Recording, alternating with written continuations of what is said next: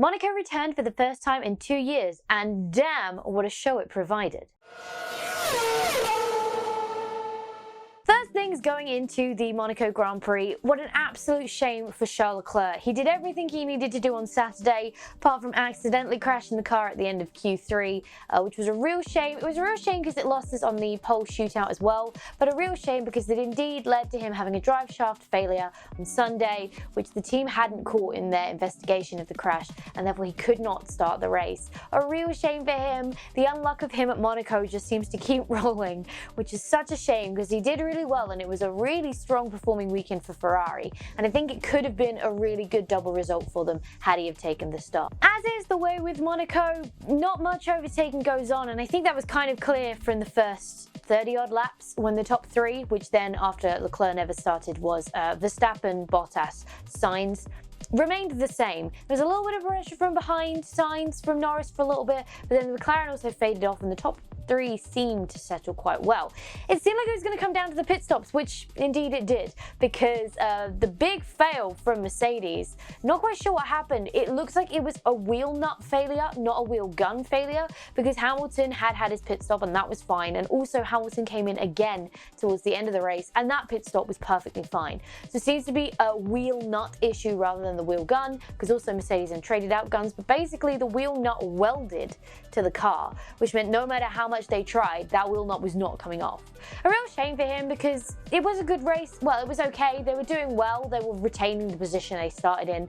And a real shame to kind of go out of a race like that, no fault of your own, just a complete malfunction of a mechanical part that no one really could have foreseen coming. That did obviously promote Sainz and Norris up a place, completing our podium, which, again, that's how it ended. The Monaco Grand Prix isn't normally the most exciting. It doesn't yield very many overtakes. The grid and the final positions are normally settled on Saturday, so Saturday is much more important around Monaco. Good to see Ferrari with a strong performance. Obviously, the less importance on engine power at this circuit and possibly at the next circuit at Baku as well really aids into Ferrari's strength, really aids into Ferrari's wheelhouse, because that is the place they're losing the most time to their competitors, with the engine output, with the straight line speed and such. So when you don't necessarily need to worry about that so much, it then becomes an easier race for Ferrari for sure. And they really showed, both Sainz and Leclerc, that they have good handles on that car, and the car is good, and that it really does just come down to engine power as to where Ferrari's gap is to the front of the field. So hopefully the team can improve a little bit on that. Obviously with the engine freeze, maybe not, but hopefully they can improve a little bit on that, bring them back up to the front, because it's good to see that the base car is a strong car, and so circuits like Monaco,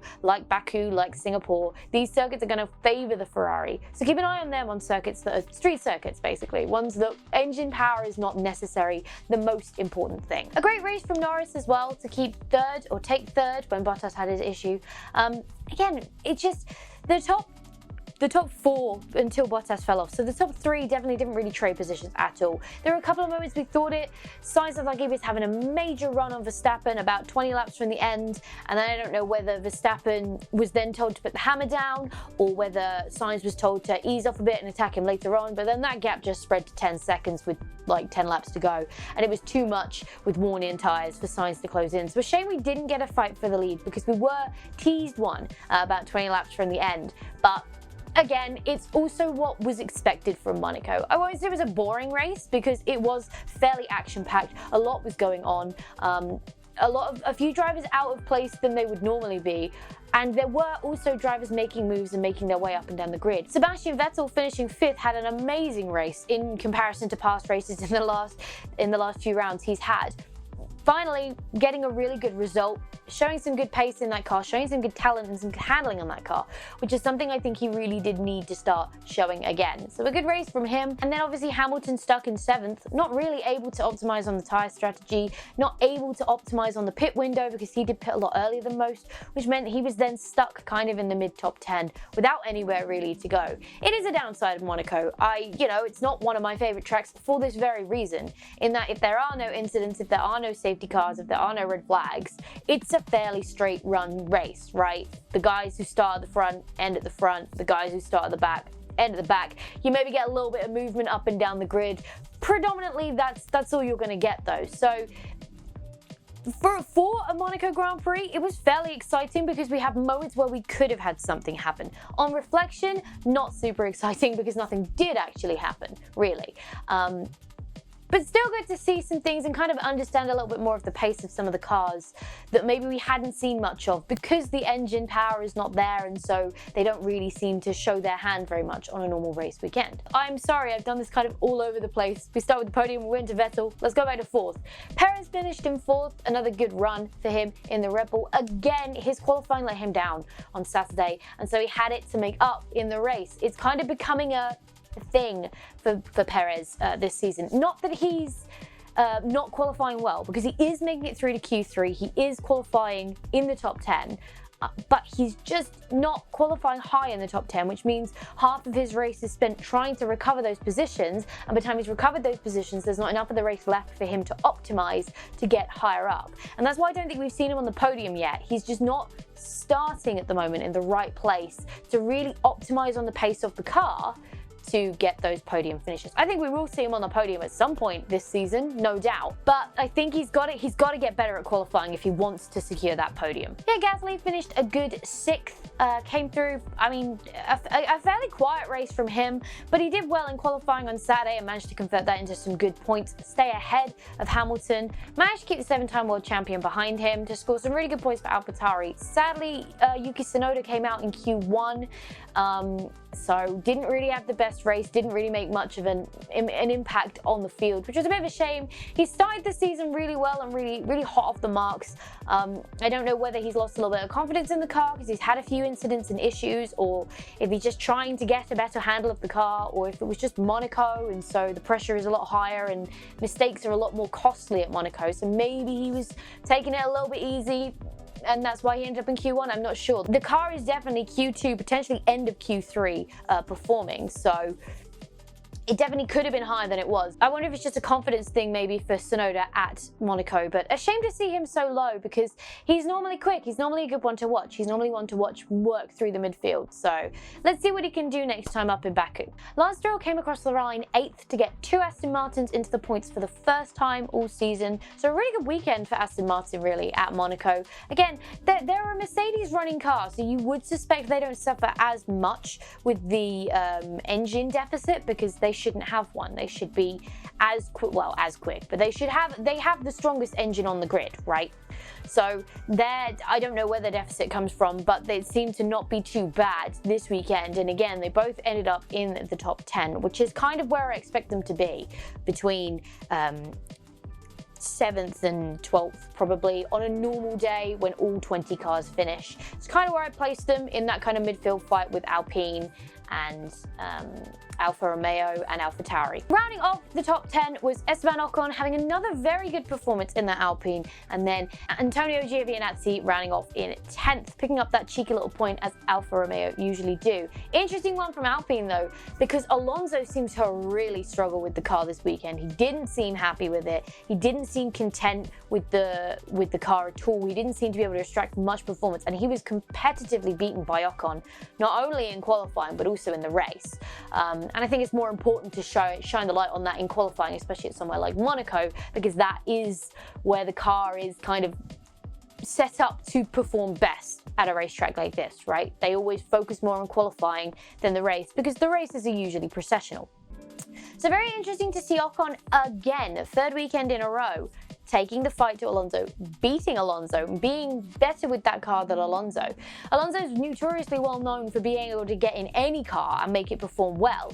So it is extremely interesting, and yes, that word is being used here. It's extremely interesting to see Ocon outperforming Alonso on a variety of circuits with that car. So that's definitely something to keep an eye on. I'd love to understand a little bit more what it is about the car that Alonso doesn't like, what isn't vibing with him, because there must be something that's holding him back from the optimum performance that we all kind of expect from him, if you will. We only had 2 retirees from the race. Firstly, Leclerc, who did not start, and then Bottas, who had that pit stop issue in the middle. We didn't really have any contact, which is surprising because we have got a few rookies on the track, and it's almost expected that one of those, after 78 laps, is going to have a lot of fatigue. Monaco requires a lot of concentration because, as I said earlier, the smallest mistake is the most costly mistake. It's 10 times more costly at Monaco than anywhere else because there's no room for error, right? So it was kind of odd to see that we didn't have any yellows, we didn't have any red flags, no safety cars, no nothing. It was a very kind of straight shot race.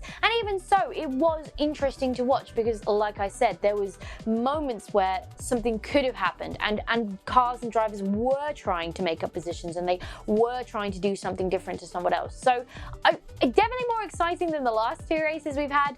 Finally, a little bit more excitement back. Also keeps it interesting for the championship because Hamilton scored in 7th and Verstappen won the race, which means Verstappen now leads the championship, I think, with the double points finish from Red Bull and the single points finish and low finish from Mercedes. That also might have closed things up a little bit in the constructors. So it does keep things interesting and it actually keeps a championship fight going rather than Hamilton running off into the distance with it. So it definitely was a good race, spicy race. Things happened.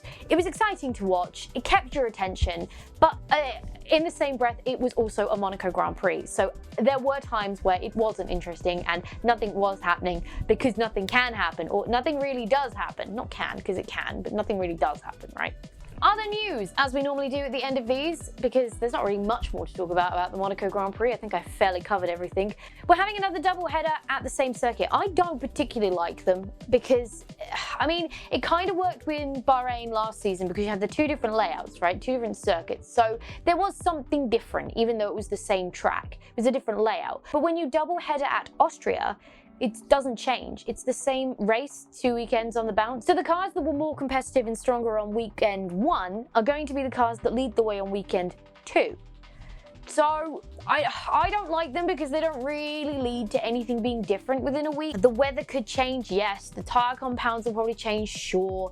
But it's not enough to really expect a different race. So I don't particularly like them when they do them at the same circuit if nothing changes at that circuit. But this is the hand we're being dealt, and for some reason they are persistent to get 23 races in this season.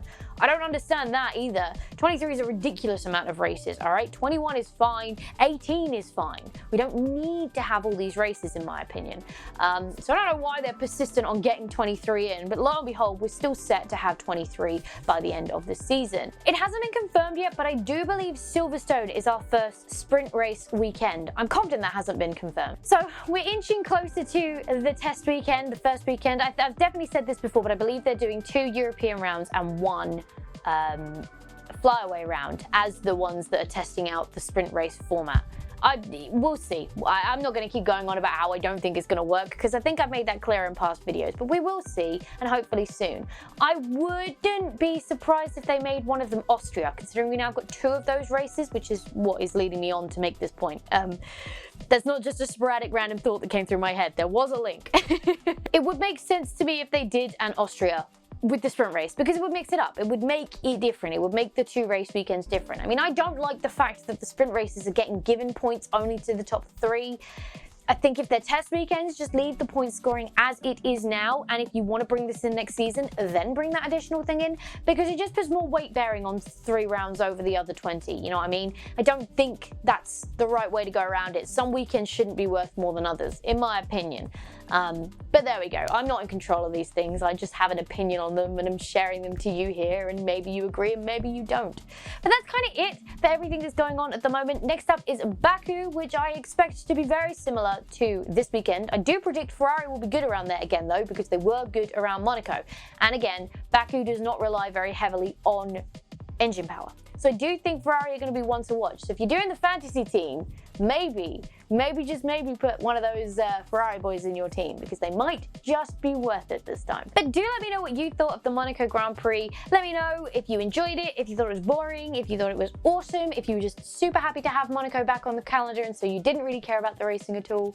Let me know what your thoughts, your theories, your comments, everything. I'd love to carry on this discussion down in the coffee pot below, so I will see you down there. But for now, thank you so much for hanging out with me today. It's been an absolute blast as always. If you enjoyed this video, go show that like button some good old-fashioned love. And if you want to support the channel, go hit subscribe and ring that bell so you don't miss next time I upload a video. Stay awesome, and I will see you all